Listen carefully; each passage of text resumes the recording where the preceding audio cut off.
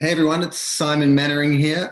Good morning on this Friday. I hope everyone's had a good week, and thank you for joining us wherever you are. Lots of great folks on the line today. And for those of you I haven't met, my name is Simon Mainwaring. I'm the CEO and founder of We First, which is a creative consultancy here in Culver City, Los Angeles, and we specialize in building purpose-driven brands. And we're lucky enough to get the chance to work with a lot of great companies that really are driving growth and impact as a function of the meaningful role they're playing in the world. And we've worked with folks like Tom's and Virgin and Timberland and many others that people point to and say, hey, they seem to be doing something well.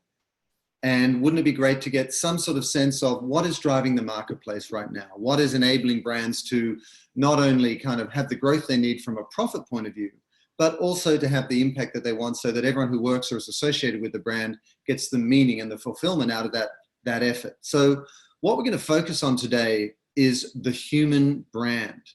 And it's really important for a number of critical reasons. And by the way, as we go through, if you have any questions, please do click on that button before, as the previous slide said, just hit the Q&A button, enter your question, we'll see it, and I'm going to make sure I leave time at the end to answer your specific questions. So really ask those questions that are specific to your business and that will really add value and give you something for the time you're investing with us today. So being a human brand is so important, because it doesn't matter about how much technology is out there, whether it's social or mobile or digital or AR or AI or VR, you still need an emotional connection with a brand if somebody's going to pay attention and buy your product. But even more than that, as employees come to consider where they're going to work, more than ever, they're looking at what is their emotional connection to the brand. Do they feel like the brand cares and stands for the same things that they care about? And then again, obviously in the sales cycle, it's absolutely critical to bring humanity to your brand so that people put you in their consideration set in the first place. Because a lot of times I come across brands that talk about backing out of the data, gleaning meaningful insights from the data and sort of reverse engineering their marketing, failing to realize that when someone sits down at their computer, more often than not these days due to the power of e-com, and says, I'm going to buy something, the first thing you're going to say is, who do I even want to look at? Who do I even consider? And if you want to win that war with your competitors, war in the best sense, you're going to have some emotional resonance out there in the marketplace. So they're going to put your name in there in the first place. And then finally, as we've seen in the broader marketing trends out there today, brands are increasingly being held accountable for what they stand for. They're functioning as movements. Advertising is morphing into activism and advocacy, in which case the humanity of your brand is absolutely critical because it sort of frames the meaningful role that you're going to play in the world. So that's why this topic is so important. The human brand. How do you become a brand that everyone, all stakeholders want to build because of their emotional connection to your company, its products and services? So let's dive in. And again, I'm going to spend some time sharing some of the insights that we've developed through our work with some of the clients that you know, but also we're going to leave time at the end for your questions. So make sure you enter your Q&As. So as we think about this topic, we need to consider the first thing, which is human storytelling. And what does that mean? Human storytelling is really about mobilizing the emotion of the brand, the passion of the brand. And how do you do that? Well, the first thing is you need to get your mindset in the right place. As I said, you know, as data becomes increasingly dominant in our lives, I don't think there's a child born today whose very experience of life isn't going to be informed by all the data that's going to be shared on its behalf or has been shared on its behalf prior to it even being born. So very powerful stuff. That said, I checked. We are still human beings sitting around a campfire telling stories. This fleshware, this flesh and blood, even though we replace our hips, our teeth, and God knows what else these days, we are still flesh and blood, and we need to have that emotional connection to story. And I think people often make the mistake of thinking of story as codifying the past. But story does an equally powerful job in terms of defining the future. The narratives we tell actually frame how we're going to behave and think, which determines what happens in the future. So all of that is to say that story transcends technology. Secondly, in terms of mindset, you must define a story, a human story worth telling to be a brand worth sharing. You all know somebody who can tell a joke, and you all know somebody who can't tell a joke. You're not going to repeat the joke of the person who can't tell the joke because the joke sucked. But the person who's really good at telling the joke, you're more likely to tell the joke. Similar. You've got to tell a story that people are going to want to share. And then how well you tell that story, how well your humanity shows up, will really determine how well others can share it on your behalf. And the real power of social technology out there is not so much the ability of you to sort of broadcast about yourself to others, but rather for you to reach somebody and inspire them to share it with their peer group, with their colleagues, with their network. So it's not one to many, it's one to many. And on the strength of that, you've really got to empower a lot of people who aren't professional marketers, customers, consumers, to really understand your brand, the humanity of your brand, and share it with others. How do you do that? There's a few key steps. As you think about all your marketing and all the complexity, you might be a solopreneur, you might be a high growth company, you might be a global conglomerate. If you think about all that complexity, the challenge we all face is distilling down your brand to a singular, fundamental human property, an attribute, an emotion, something that speaks to the humanity of the brand. That's your touchstone that you can return to time and time again. So here we see large, complex brands, just to give you confidence that it's possible, that have done this. So you've got Unilever distilling down its overarching global messaging with its portfolio of brands down to sustainable living. Starbucks with Shared Planet, Smarter Planet with IBM, Airbnb, Belong Anywhere, Food with Integrity, Chipotle, and so on. And more recently, CVS, Health is Everything.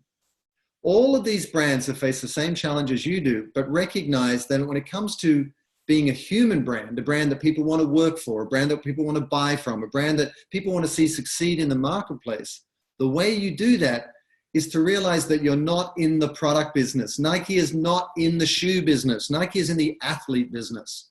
You're all in the people business. And on the strength of that clarity, what is the fundamental human emotion that you want to own in your category?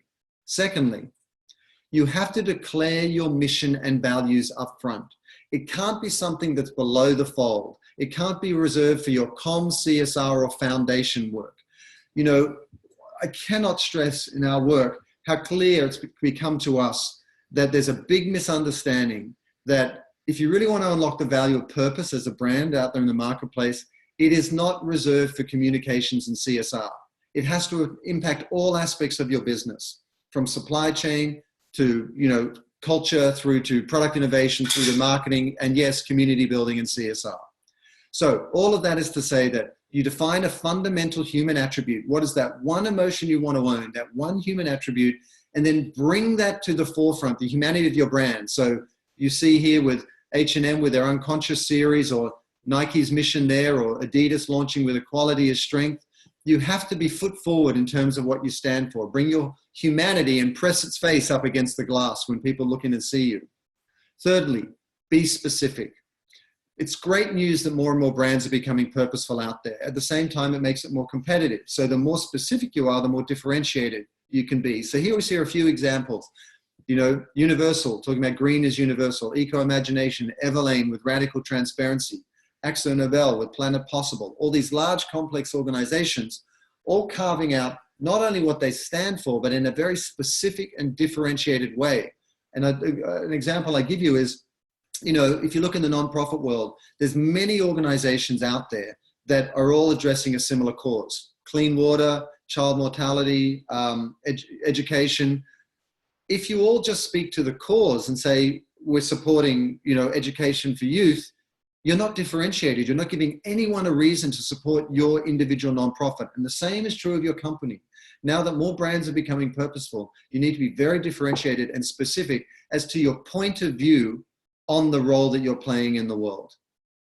So once you put all those together, the singular attribute and the other elements I talked about, it's going to allow you to create, which is in our minds, the fundamental need of any brand out there today if they want to drive growth. And that's to create a simple, consistent, and scalable message. And the reason it's so important is that it's no longer about you as a brand marketing to everyone. There's a lot of vanity metrics out there. There's a lot of bots out there. There's a lot of noise and not enough signal. And we're all getting really overwhelmed by the demands on us as marketers to try and build our business. The only way to break through this is to inspire every stakeholder in your brand community to work with you so that everybody becomes an extension of your marketing department, from employees to partners to customers to consumers and all that good stuff. That's when, you know, you stop rowing and the canoe keeps going. And we'll give you an example. You know, we had the chance to work with Tom's a while back, and the challenge there was, you know, how to articulate exactly what their why was, as opposed to their how, which is, you know, you buy one and another pair of shoes is given. And we landed on this language in working with the great teams from Boston Consulting Group and Bain Capital and the great folks at Tom's, where we gave them positioning around for one another, for one comma another. And this is an example of what I'm talking about because it's tied directly to the product in the sense that a pair of shoes was sold and one was given, another was given, but also leadership was there for employees for one another. Employees in the US and employees around the world were there for one another. The private sector and the public sector are there for one another. The way of being they own in the world is living for one another. And that allows you to have that compressed complexity, which means you can speak in a single voice to customers, to consumers, to partners, to employees, because it's all ladders up to this larger message of living for one another. Very powerful proposition. The same way that Unilever has sustainable living or Starbucks has shared planet. These are fundamental human articulations of the brand that can then be unpacked for all the different stakeholders. Why? To inspire them to build your business with you. So an example of how that comes to life. So, you know, this simplicity that you see out there in a lot of cases, this simplicity in terms of messaging, when you go, well, like anyone would, oh, that doesn't seem that hard. Shared planet, like how hard can that be? It's very, very strategic. This simplicity has compressed complexity built into it. And, you know, there's a funny anecdote on this one, working very closely with Blake and the team. He actually got for one another tattooed on his bicep. So it's a mandate internally at WeFirst now that whenever you work with us, you've actually got to get the end result tattooed on some body part. Not true, but almost true. Only kidding. All right, so moving on. What's the key takeaway in this? Is really that in our profound, deep, hardened, opinion, we do believe that the most iconic brands of the future will be those with the greatest social impact. Now that sounds lofty, but why do we think that's true? They're going to be iconic because they're the ones that are going to be driving the most growth, because they're going to be most relevant to the marketplace. Why? Because the marketplace is facing an increasing number of compounding challenges. We can't turn back climate change. We can't turn back the expectation of younger demographics like millennials, Gen Z, and Gen Alpha who want business to play a meaningful role in the world. We can't turn back, you know, social media and the way it's connecting us all around the world. That conspiracy of circumstances has really created the conditions where a brand that is human, that articulates its role in the world in a simple way, is the one that's going to succeed. So I want to ask you a question. One single question. What is the fundamental human attribute or emotion that your brand will stand for? What is that fundamental human attribute that you will stand for? And it's not hard. It's just sitting down and thinking about the emotional resonance of the brand and what you want that to be. What is that way that you show up in the world? What is that fundamental human attribute? And it's the sort of thing you can do with it, work with as a team. You can ask your colleagues. You can even ask the significant other in your life and just say to them, you know, what do you think we stand for? What's our point of resonance? So let's move on. Once we've actually identified this human storytelling piece, how do we activate that? What is the human activation that we leverage? And there's a number of different component parts to that. The first is you've got to shift from being self-directed to being community-directed. And what I mean by that is you've got to invert what you stand for. You've got to take a different approach and think about, instead of being self-directed in your messaging or marketing, you've got to turn that upside down. And you see two pyramids here. The first is being what a lot of brands do, even well-intended brands, is they start with their purpose, then they build out their values, and that expands into their products and services, their community engagement, and then the impact they have in the world. Incredibly well-intended, very, very normal, not problematic at all, except it's still self-directed. And you've all met somebody who is a wonderful person who is doing a lot of good in the world, but all they do is talk about themselves. and you wonder why it falls on deaf ears. At some point you just go, you know, you got to get over yourself. And that's the response of a lot of consumers today who don't want to be marketed at. They don't want more ads in their Facebook feed. They don't want to be told what to do.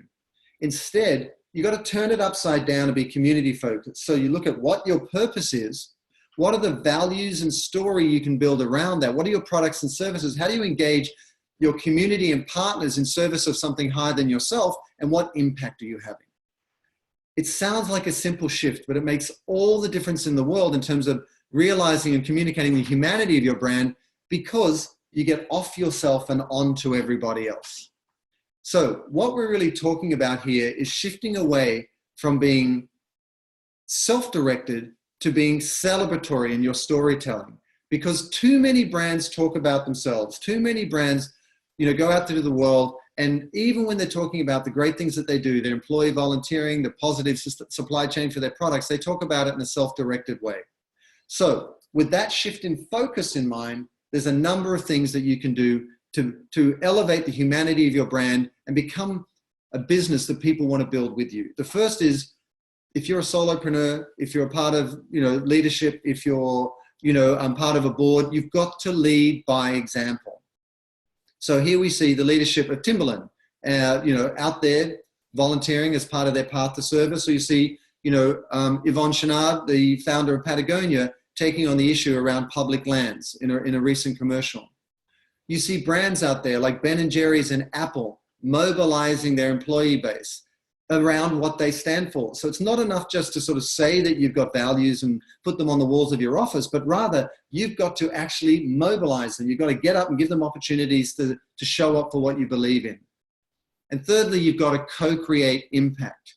The fastest way to get buy-in, the fastest way to get your internal stakeholders, employees, to align their personal purpose with the company's purpose is to co-create that impact. And not just by going out and volunteering together, but by asking them, what do they want to contribute to? You know, at WeFirst, we asked the team members, you know, what do they want to contribute to in terms of our next volunteering day?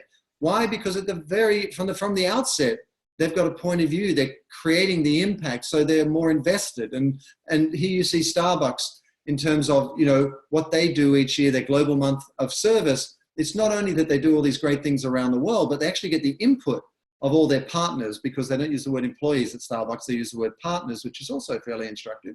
You know, they use the word partners, and all of those partners have input on the impact that they want to have around the world. And there you see the aggregate of their path to service in recent years. So if we then go forward, we then go, well, how do you engage the humanity of your brand community? If you then, you know, on the premise of leading by example and co-creating impact and so on, how do you engage that humanity? How do you unlock it? Well, the first is this core idea of co-authorship.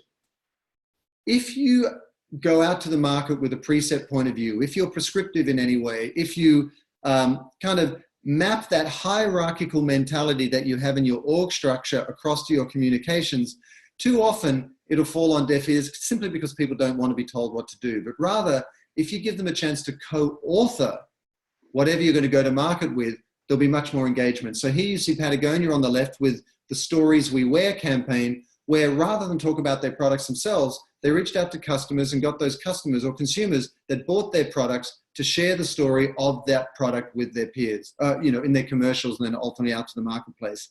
Or on the right there, you see UPS, whose platform is around Committed to More. They give you the opportunity on their website to answer 8 questions that define what you care about, and then they make a donation on the basis of that.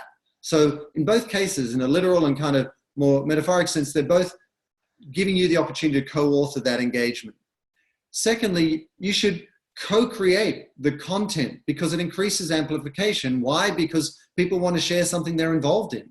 So you have, you know, the fashion brand, Marc Jacobs, reaching out and he did a campaign, Cast Me Marc, where he got everybody to submit photos of themselves. And then those that were crowdsourced, that were selected by the crowd from those who submitted their photos, then appeared in the advertising campaign. Or you've got Levi's 501, when they did the anniversary of their 501 jeans, they actually got people to submit photographs of themselves in their 501s. They created a book out of it. They became part of the advertising campaign. Real people were used in the marketing, in malls across America where they, you know, showed up and actually wore their jeans as part of the celebration of the anniversary, and then it was used at point of sale as well. So co-authorship and co-creation. And then collaboration. And you always need an acronym, and usually 3 C's is great. So I just had to get the CCC thing in there. I just can't help myself, forgive me. But collaboration builds community. And here we see Tom's. You know, one example they have is 1 day without shoes. And it's a simple exercise. And I think what's most instructive is the simplicity of it. You actually just take off your shoes, take a photo of your feet, make an appointment to the podiatrist, and then go and post that photograph, and, you know, a pair of shoes is given on your behalf. But again, a very, very simple example of how collaboration builds community, because you're constantly reweaving that social fabric, making the community feel like they're part of something active and dynamic and ongoing. And then finally, partnerships. Partnerships. You know, when you are truly in service of something higher than yourself, that's when the humanity of your brand becomes authentic. That's when people believe your stated, you know, values and focuses. So, you know, here we see Ben & Jerry's partnering with Tesla. It may be the world's ugliest paint job on a Tesla, I don't know, but they both had a shared concern around climate change, and there was free Ben & Jerry's in the back. The Tesla tracked across the US and it raised awareness and signatures for petitions around awareness and engagement around climate change. And then we had the Clinton Foundation that did a partnership, you know, with a large media company that was all about the glass ceiling for women, and really just demonstrating very powerfully where the world would be if women weren't in it. And, you know, so these partnerships increase your reach, they increase your resonance, and they allow you to really kind of demonstrate that you're authentically, deeply committed to this issue, because it's not just about you, and you're willing to work with others to that end. So the key takeaway here is be the chief celebrant, not celebrity, of your customer or stakeholder community. Be the chief celebrant, celebrate others, rather than just be self-directed, being the celebrity. And again, the same way as I talked about with sort of being self-directed or community-focused, this come from affects everything. When your mindset with which you approach your products, your brand, your company, your marketing, your culture shifts so fundamentally, everything changes. It seems like a simple difference, but it's the simple difference that makes all the difference. And then the question I'd ask of you is, you know, in all those communications, when you're celebrating, what is one customer consumer benefit that you could celebrate so that you get off yourself and onto others? What is one benefit that you could celebrate? So first question was, what is that fundamental human attribute or emotion you own? The second question is, what is a singular customer benefit you can celebrate in your marketing, like we saw with Patagonia and Stories We Wear? And then the third section really is about leadership.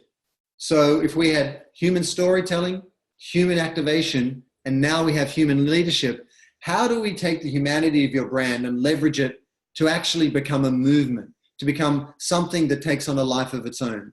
And, you know, it's very interesting what's going on in the cultural landscape right now. Over the course of the last couple of years, you've seen so many powerful cultural movements, from the Women's March and Me Too and Black Lives Matter and March for Our Lives.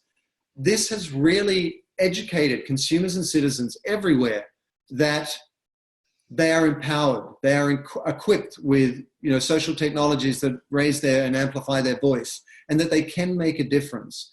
And so that's been mapped across now to the business sector. So whether it's movements like Delete Uber or Boycott Facebook, or, you know, all of these other issues, Dick's Sporting Goods responding to the whole issue around gun control and so on, you see these brands playing a very visceral and palpable role in shaping culture now, in which case the humanity of your brand can be put to work to build your business. And the reality is this, you know, many companies go to market and they set the trajectory for the dialogue they have with consumers, customers, very low. It's very transactional. Buy our product, this is what it does, and this is what it costs. When instead, they fail to realize that if you set that trajectory higher, you can have a very different type of conversation, which allows you to position your products and services as social proof of the humanity of your brand, what you stand for. And so we know this to be true. People rise to the conversation, you grow around them. And so you've got to set the trajectory at the right sort of altitude. And let's look at an example. Dove, you know, which is a product brand in the Unilever portfolio, is was very much ahead of its time when it looked at this issue of how women perceive themselves and how beauty is portrayed in the marketplace. And 13, 14 years ago, they started this campaign around real beauty. And it's been highly awarded and lauded and talked about in media for all the right reasons. And you look at all the campaigns over time, you kind of go, wow, yeah, I remember that, or I remember this, or, oh, that was interesting. But rarely do we get the benefit of hindsight where we kind of reverse engineer the strategy that informed everything and realize that over time, they have been leading a movement that really constantly reiterated the humanity of the brand. The core insight in the first place was that the way that women and their images, the image of women was being sort of objectified and sexualized in the media wasn't serving anyone. And so they took that head on and asked you, do you want to vote for real beauty or not? And then they introduced in 2005 real bodies. And then they unphotoshopped women in 2006. In 2007, they introduced, a broader spectrum of images around what constitutes beauty. And they took on self-esteem amongst women with campaigns in 2010 all the way to 2015. But what they've been doing is leading a movement, building this cultural resonance, constantly and consistently demonstrating the humanity of their brand in a way that connected with people emotionally and inspired them to A, buy the product because they like what the company stands for, and B, want to be consciously or not part of this movement to reframe how beauty is perceived and understood and portrayed in the marketplace. And this had enormous effects on their sales because they tapped into the powerful emotions behind this whole category and beauty and how women understand it and live it on a daily basis. And you see extraordinary growth here. And below there, the larger figures, you'll see within 6 months, sale of Dove's firming products increased 700% in Europe, and the products featured in the ads in the US increased 600% in the first 2 months of the campaign. So there is real efficacy here, and there's many, many other examples. It was interesting. Paul Polman, the CEO of Unilever, a few weeks ago, released figures that 70% of their growth in 2017 came from purpose-driven brands, which, as one of the largest CPG, consumer packaged goods companies in the world, that's pretty extraordinary. So this is not about Pollyanna, good intentions. This is really about growth and how you grow your company to have a positive impact. That said, it is fraught with danger. I think many of us, especially in the marketing world, may recall recently that, there was a gift that went out, from Dove in which one person became another by simply removing an item of clothing. And, the black woman became the white woman, and there was a lot of pushback against that because of its insensitivity. And, you have to be hypersensitive or hypervigilant all the way through when you're elevating the humanity of your brand to make sure that insensitivity doesn't creep in there and undo all the hard work that you've done. And so, with that framing in mind, with this aspiration towards leveraging the humanity of your brand to be a movement and to really shape culture and so on, how do brands actually build movements around it? So you've defined your key attribute and so on. You're co-creating it and you're activating it in collaborative ways. And you realize that you've got to build this resonance over time that inspires everyone to want to build your business with you. So what's that access point? How do you work out what movement you're going to lead on the strength of your humanity? And so the first one is to upend cultural stereotypes. And this isn't exhaustive. This is just a few examples based on what we all see out there, but I thought I'd share them with you. So you look at a cultural stereotype and you turn it on its head. So what does that mean? Let's have a look. Do you remember the Like a Girl campaign that was so highly awarded and very widely publicized a few years ago? What they did is they looked at the stereotype of what it means to be a girl and turned it on its head. And I'm a dad, and I've got an 18, 19, and 16-year-old daughter. So I deeply, profoundly, daily resonate with this campaign. And they turned it on its head by having these young ladies really show what it means to be like a girl, that strength, that resilience, that confidence, that grit. And they really reframed what the brand, not only what the brand stood for, but they started to contribute to a new dialogue around this vernacular of like a girl. And what was so powerful is the company then, as a core tenet of its marketing campaign, created a self-esteem and confidence program in schools across the US. So they really put skin in the game and they really took the issue head on. But what does that do for the business? Firstly, they're not only introducing themselves to the next generation of customers at the appropriate moment when their product is relevant, but they're also positioning their product as an empowerment tool, as taking something that there might be some anxiety or stigma around it and actually, really positioning it in terms of empowerment. So, for Always, it was a very, very powerful campaign. Secondly, you challenge industry norms. What does that mean? Well, the fashion industry, and especially fast fashion for years, has been characterized by a rush to market. And really, the margins in the fashion industry are some of the highest in the world in terms of the markup from what it costs to make something to actually sell something. Then came along Everlane that said, this isn't being true to our mandate, which is to do the best by the customer. And so they cut out all these middlemen and women, these different stages of building cost, and they passed those savings back onto the consumer. And they built their whole platform around radical transparency. So they absolutely turned the industry on its head. So you can turn stereotypes on its head, you can turn your industry on its head. And then thirdly, you can manifest community where it didn't otherwise exist. What does that mean? Well, that means that, for example, Lululemon, they came along and said, yoga is a specific discipline or practice, but why don't we expand that? Why don't we kind of widen the net of the people who might buy our product by recharacterizing exactly what yoga is all about? And they firstly recharacterized it as mindfulness, which played out in a lot of relevant ways. It allowed them to expand into different aspects of people's lives, into the corporate marketplace and landscape. But more recently, they've even expanded what yoga means, what mindfulness means. And they've recently done a film where they showed a guy drumming, someone cooking, someone surfing, all these different people doing different things that have the same net effect as yoga has. And then they paid it off with, this is yoga. And so what they're doing is they're making people realize that what the brand is about, the humanity of the brand, is relevant to almost everybody's life. Everyone has some equivalent practice. And that allows them people to look at the brand and go, well, even though I may not be doing, yoga at 6 a.m. every morning, I feel aligned and connected to the brand, and I'm inclined to wear their product. So they manifest the community. And so the key takeaway here, which we have been talking about at WeFirst for a long time, is be a mission with a company, not a company with a mission. Be a mission with a company, not a company with a mission. And what that means is, it's great that brands are out there and that, building their business and selling product, and ultimately they want to have a give back. They want to, whether it's through their foundation or CSR.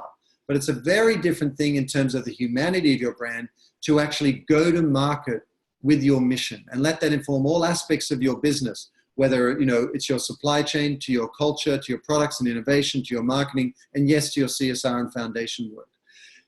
Again, it's the come from. And I'm harping on this a little bit, but when you think about, as you sit there as a business owner or, corporate executive, we're constantly challenged to, how do we keep our business alive? How do we meet payroll? How do we grow? How do we beat out our competitors? How do we get more out of the precious dollars we spend on our marketing spend? And if I had to really oversimplify it from our experience with a number of leading brands and startups and high growth companies, it really comes down to the mindset you bring to those very roles. Because if you've got the old mindset, it doesn't matter how you iterate on that. You're not going to unlock the power of the dynamics of today's marketplace because you've got the wrong mindset. But if you shift your mindset, then those dynamics naturally fall into place. And so when you think about your brand and leading a movement and elevating the humanity of your brand, answer the third question, which is, what cultural conversation will you lead? What conversation will you lead on the strength of your humanity, your defining attribute and emotion in co-creative ways that you bring to life through a movement on the strength of a conversation that you're driving? Whether it's about what it's like to live on a shared planet for Starbucks, or what it means to have universal belonging for Airbnb, or what sustainable living looks like for Unilever. Large examples, yes, but it applies equally to a company of one person. And so, I share all of this on the strength of our deep, deep passion here at WeFirst for helping brands grow through purpose. And to that end, there's a lot of young companies or people in large companies that either don't have the time or resources to really unlock the power of purpose to drive their business growth. And so what we've done, We First is 7 years old, and we've had the privilege of working with so many great companies. But what we've done is taken a lot of that learning, all that IP, all the work that we've done, and distilled it down to a couple of short courses that you can do and that are very, very cost effective. One is defining your personal purpose, and one is defining your company purpose. Defining your personal purpose, that's a little bit kind of profound for me, because We First is an expression of finding my own personal purpose. I was a long time ad guy and traveled all around the world looking for success and trying different versions of success. But it was only when I stepped into alignment between who I am and what I do that I kind of found the fulfillment that I needed, and I stopped worrying about what everyone else was doing, and took all that wasted energy and channeled it into what was true to me. And this course is designed to make that possible for you by walking you through all the different steps and the questions that we ask when we do this work with some of the top CEOs and founders in the world. It's all built into this course in a very accessible way, and we walk you through it in a step-by-step process. The other course is all about your company purpose. How do you define the purpose of your company? And you see how important that is in the context of what I've shared today. Your purpose is why you exist. It impacts every aspect of your business. And forget what I've said today. When you just look on social media and look in the newspapers online, how much conversation is there around brands and the role that they're playing in the world? This is the new normal. And if you haven't equipped yourself to know what your purpose is, you're robbing yourself of not only the benefits of that awareness, but you're really courting disaster, because you're really not relevant to the new market drivers of today's marketplace.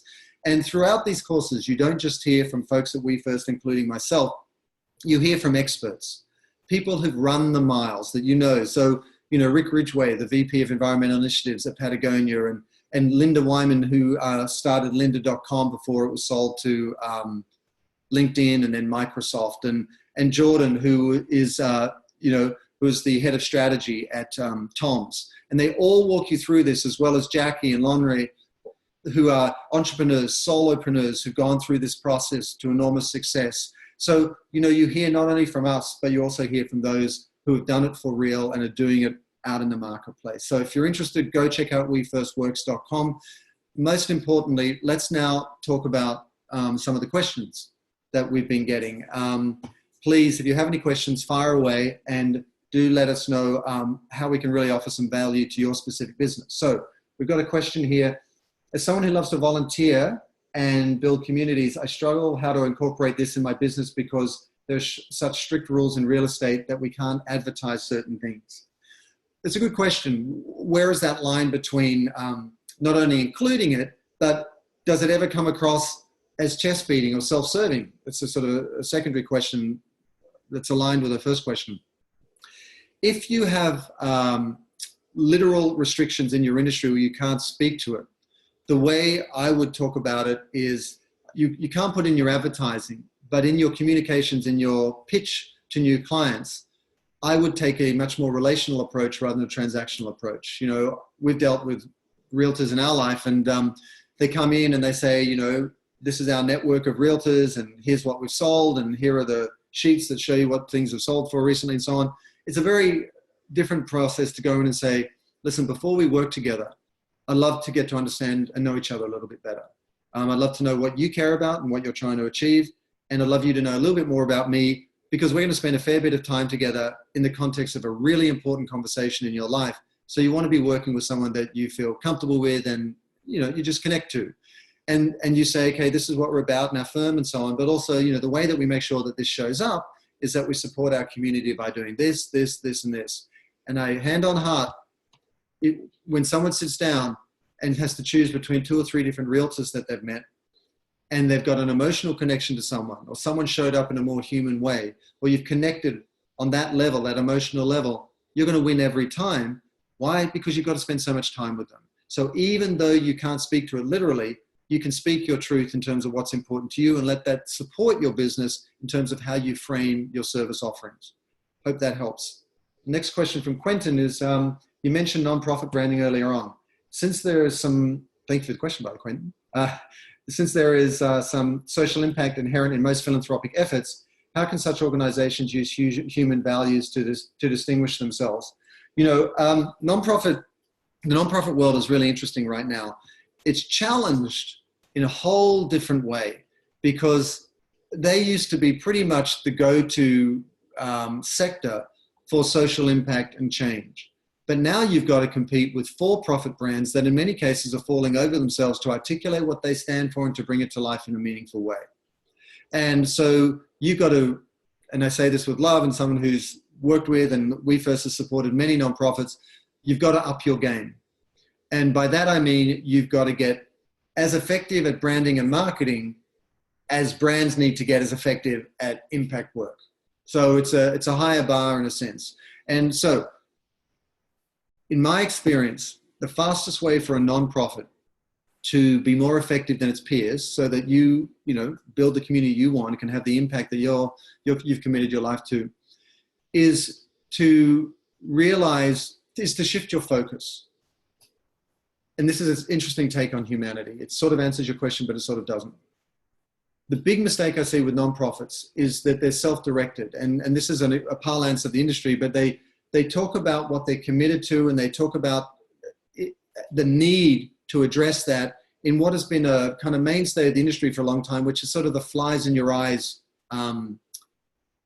stereotype, where you show this acute cause, you show how desperate the need is, and you've all seen the infomercials to that effect.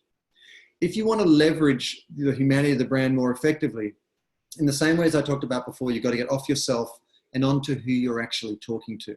So if you're talking to a potential donor, a single mom, a business, a man, whoever it might be, a child, or you're actually talking to a potential corporate sponsor, you've got to stop focusing on what you're trying to sell, and you've got to reverse engineer in terms of what they need or what they want.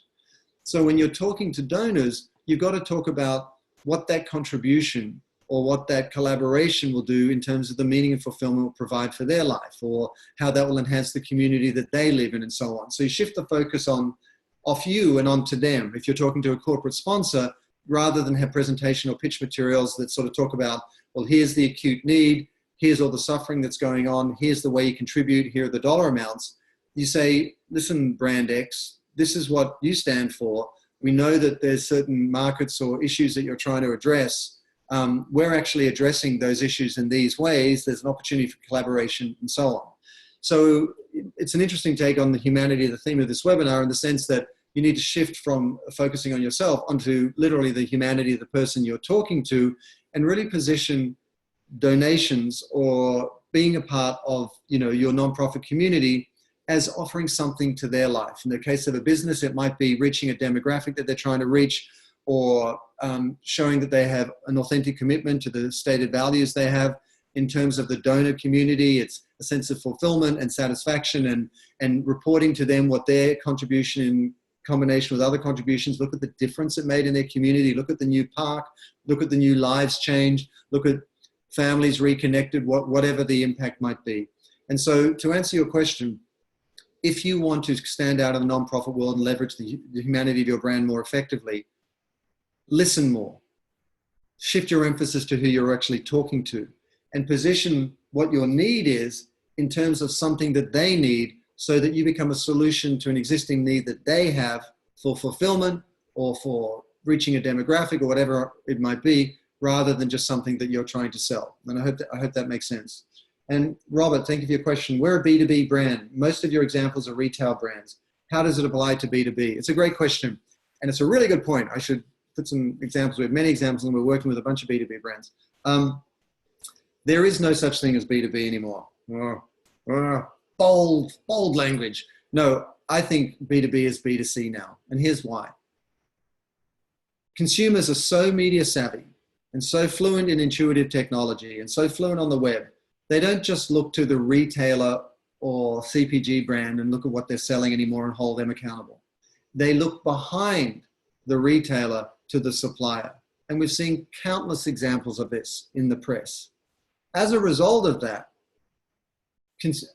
retailers and B2C companies are consciously looking for B2B partners that mitigate the risk, that minimize the risk that the retailer or CPG is going to be attacked because of some product you made for them.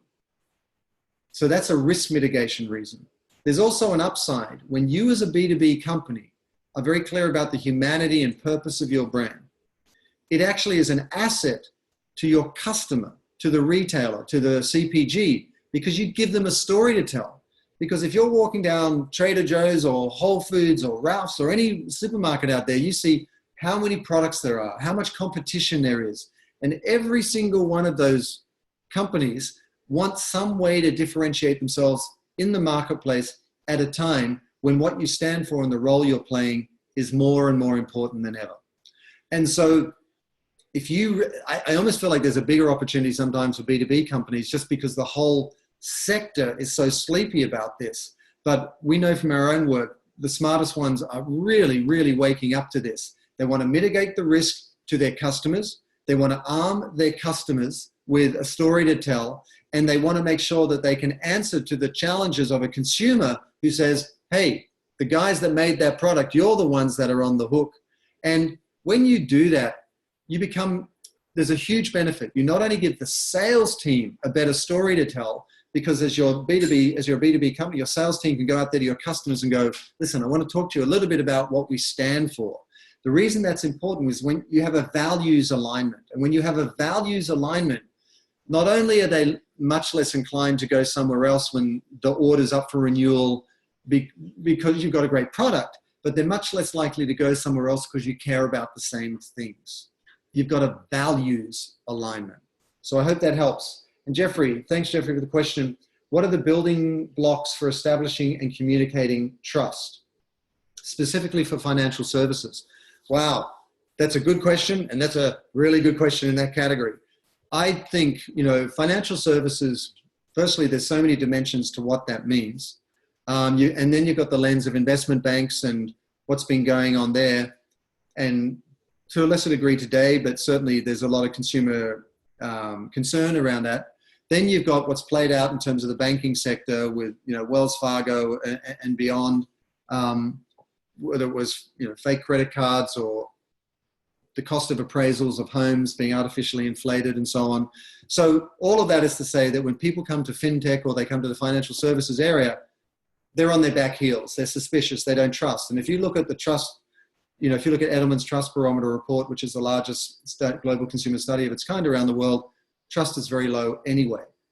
Consumers globally in broad brush don't trust brands, don't trust advertising. So, yay. So what do you do in terms of building trust in the financial services?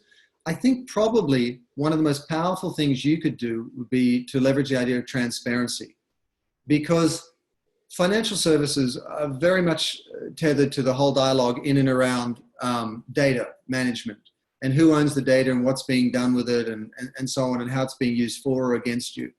And I think the more transparent you can be as a financial services company, and I mean that in terms of the services and products that you offer, in terms of your own transparency around your own financial, set of metrics of your company, I think the more credibility you can win over, the more you can counter all these negatives that are already working against you. So I think transparency is the first thing that comes to mind. And then if that was the case, I'd look at it and go, well, what are the foundation building blocks to your question? You've got to have a point of view of your founders, your board, that articulates why transparency is so important. And it might be transparency in conjunction with some other values, accountability and authenticity, but transparency, why that's so important. And then you've got to bring that to life inside the company so that you've got a culture that reflects exactly your stated intent.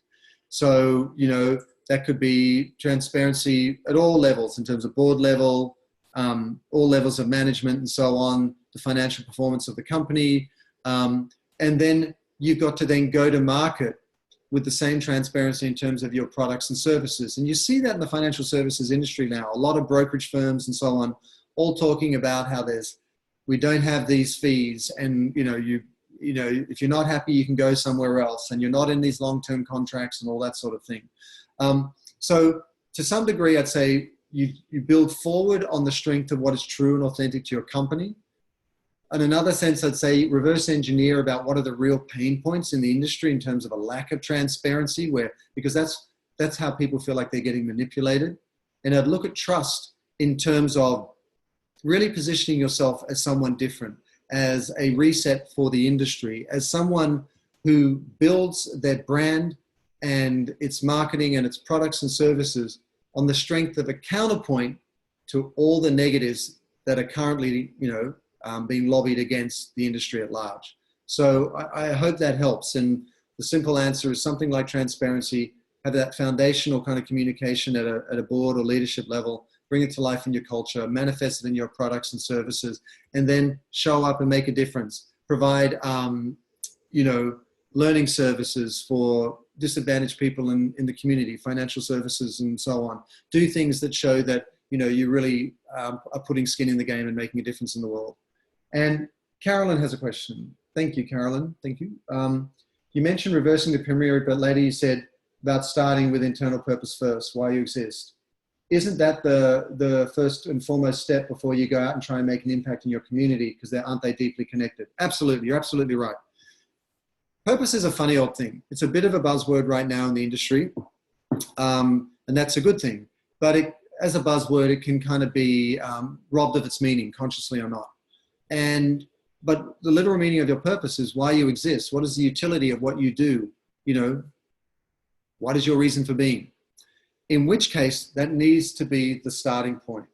But the point I was making with the pyramid was, even though some companies have defined their purpose at the top, they still look at the hierarchical org structure that informs the rest of their company and map it across to how they bring it to life in their community. So they go, the purpose is at the top, and here's our products and services, and here's our community engagement, and here's our impact. The problem with that is it leads to communications about your purpose that are still about you. Where company X, our employees volunteer this amount of hours. Where company X, we make this product that has these sort of sustainability credentials. As opposed to turning it upside down and saying, we're company X, and this is what we care about. And on the strength of that, we're going to work with these movements and partners that care about the same thing. And on the strength of that, we're going to bring community activations and mobilize our community in conjunction with those other partners to serve that higher purpose. And we're going to have that impact, and then we're going to tell the story. So great question. You do start with your purpose. My second point was, don't then talk about your purpose and bring it to life in a way that is ultimately self-directed, because it comes across as self-serving and it won't be effective and you won't leverage these marketplace dynamics. Instead, turn it upside down and say, we're community focused, in which case, how do we bring our purpose to life so that we position our company as social proof of our commitment to that purpose, our products and services as social proof of our commitment to that purpose, our partnerships and our activations and the impact we have and the storytelling around that impact of service to something higher than ourselves. That's when you resonate most loudly in the marketplace, and that's what it means to be a mission with a company rather than a company of a mission. And then we have another question here from Christian about the inverted pyramid. For a company that's just starting, do you recommend beginning with the impact first in defining a purpose-driven company? Well, that's really interesting. When you're starting a company, I say it's interesting because there's what we think about in theory, and then there's the reality we all know starting a company, which is, in my case, it was in the garage in a very kind of grotty old dressing gown with some cold tea beside me and the company of a cat. And you're just trying to get the doors open. You're just trying to articulate what's in your head because you can't read the label from inside the jar. So all I'm saying is there's a lot of realities that you've got to deal with, and very rarely do you get the budget or time or RAM space in your head to focus enough on branding. That said, we work with so many startups, like 1 and 2 people, and what they've consciously chosen to do is, how do we make sure that we come out of the gate the right way? They don't want to kind of do what a lot of companies do, which is, let's just launch our company, get our MVP, our first product out there. Let's talk about our product all day long so that maybe we can raise our next funding or whatever else it might be. And then go, wait a second, what happened? We've got to build a brand. They've consciously chosen to build a brand out of the gate and position their product in that context, which is very smart and saves you a lot down the track. That said, do you start with your impact? I think any brand, as a function of its purpose, needs to be able to articulate what that impact is. And so, as you sit there, there's sort of several main buckets that it falls into. You've got to be able to define what the business is. What business are you in? Then you've got to, on the strength of that, you've got to be able to kind of define what culture you want to build at your company, because it allows you to track talent, keep talent, win the talent wars. Then you've obviously got to define the products and services that you're going to take to market, and the price points and the relative benefits and all of that, and the marketing that goes with that. But then in this marketplace today, especially, you should define how you are going to show up to show that you got skin in the game, in terms of showing how your purpose is truly meaningful to you and that the commitment is authentic. So the short answer to your question is yes, I would make sure out of the gate, if you can manage it, have a commitment. So, and it can be in very different forms. When I started WeFirst, we didn't have a lot of resources. It was me and a cat. And actually, the first person who was helping me at WeFirst, team member, was the gentleman who kindly moved in a small electric piano into our house. And I'm like, I need some help on this company I want to start. So, we all make do with what we got. But what we did was, we started an event where we trained people in how to become effective, purposeful brands. And we did a model where every person who came to that event, who paid to come to that event, could bring their favorite nonprofit for free. So effectively, it was giving in kind. My point is, you don't have to give dollars, particularly when you've got all the costs associated with starting a business. The opportunity cost, and then product development costs and marketing costs. You can give in kind. So you may mentor someone. You may train a fellow entrepreneur. You may volunteer somewhere without actually having to give up money. So yes, so that is all to say, yes, start with the impact, but it doesn't necessarily mean it has to be a capital cost. It can actually be something in kind. And the reason that's so powerful is, yes, it shows that you're committed to something authentically from day one, but B, when you are in year 2, 3, 5, 10, and you're successful and all that good stuff, and you have a sign on a door, you can point back to that, and you have this heritage of commitment, and it shows this integrity in terms of who you are, the integrity of intent from when you started the company, that has been consistent all the way through. And so in a perfect world, yes, and just give yourself the freedom to contribute in different ways at different times, and it may be in kind to start with, and then you can make contributions in other ways later on. And so I believe we are out of time. I firstly want to thank everyone so much for just time. I think, attention is the greatest gift that we can give everybody, our significant others, our kids, our friends, our family. And when media is all over us all day, every day, we don't seem to get enough time to breathe, sleep, rest, commune with nature, all those things that make life worth living. So to have some of your time is truly, truly valuable and appreciated and never taken for granted. If you're interested in these courses about defining your personal purpose and your company purpose, go to wefirstworks.com. All the information's there. We consciously designed it to give you the most value at the most cost-effective price point and all that good stuff. And then we just look forward to sharing more information. We're really committed to helping business become a force for good out in the world, whether you're a global multinational conglomerate with lots of moving parts, or whether you're a solopreneur starting something really meaningful out there, or social entrepreneur. So thank you for your time. Thank you for your questions. And if there's any other questions you still have, please do submit them, because I'm going to answer the questions afterwards via email and send them out to everyone, because I don't want anyone's question to go unanswered. So again, thank you for your time. I really, really appreciate it. Great to connect on a Friday. Have an awesome weekend, and we look forward to sharing something again soon. Thanks so much.